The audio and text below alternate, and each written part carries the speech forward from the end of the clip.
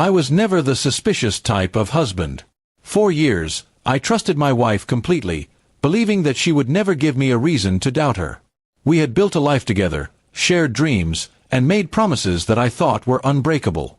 But one evening, as I was helping her organize her things before she left for her usual girls' night out, I found something that changed everything. Hidden in the side pocket of her bag was an item that clearly belonged to another man. My hands froze as I pulled it out, my chest tightening with a mix of anger and disbelief. I sat there staring at it for several minutes, my thoughts racing.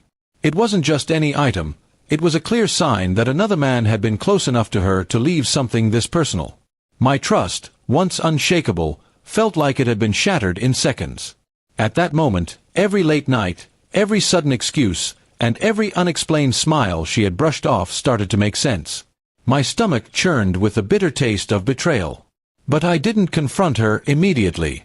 Instead, I carefully placed the item back inside her bag, pretending I hadn't noticed anything. My heart told me to explode with rage, but my mind whispered to stay calm. That night, I couldn't sleep. I kept imagining her laughing with someone else, giving her time and affection to another man. The pain was unbearable, but so was the thought of letting her win by making me lose control. The next morning, while she was in the shower, I went back to her bag. My plan had formed overnight, fueled by both hurt and cold determination. I reached into the pocket and took out the item again, my hand steady this time. Then, I replaced it with something of my own choosing, a small pepper spray. I wasn't going to let her think she could carry another man's belongings around in front of me without consequence. When she came out of the shower, she saw me sipping coffee as though nothing had happened. She grabbed her bag quickly, not even noticing the switch. I forced a smile, kissed her on the cheek, and wished her a good day. Inside, however, I was burning. I wasn't just giving her a warning. I was setting the stage for her to realize that I knew everything without saying a single word. That evening, she returned home looking unsettled. She didn't mention anything at first, but I could tell something had gone wrong. She kept glancing at her bag as if something about it was bothering her. I sat silently on the couch, watching her closely, waiting for the cracks to appear. Later that night, she finally asked me if I had seen or touched her bag. I raised an eyebrow and calmly replied, "Why would I touch your bag?"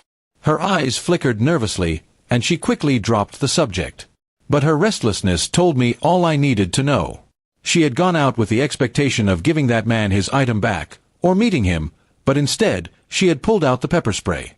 The thought of her trying to explain that moment to him almost made me laugh. It wasn't about humor, though, it was about justice.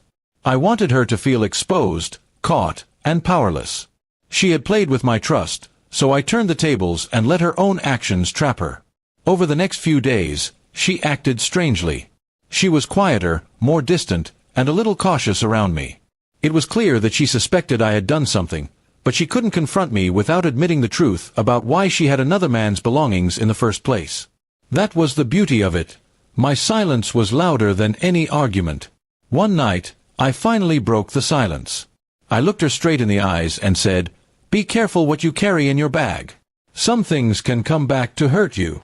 She froze, her face draining of color. That was the moment she realized I knew everything. No shouting, no accusations, just a simple reminder that her lies were no longer hidden. She tried to explain, of course. She stumbled over excuses, claiming it was a misunderstanding, saying the item wasn't what I thought it was. But her words were hollow, and we both knew it. The trust we once had was gone, replaced by an invisible wall built from her betrayal. From that day forward, our relationship was never the same. I didn't scream, I didn't beg, and I didn't forgive. Instead, I let the silence and my quiet revenge speak for me. She lived with the weight of knowing that her secret was out and that her husband was not a fool. Eventually, she broke under the pressure and confessed everything. The truth was uglier than I expected, but I was ready for it. I had already distanced myself emotionally, preparing for the day when I would walk away. Her betrayal didn't destroy me, it opened my eyes. By the time I left, I felt no regret. I had given her a chance to stay true, and she had thrown it away. My small act of revenge was just the beginning of reclaiming my self-respect. In the end, she lost not only her secret but also the man who once trusted her completely.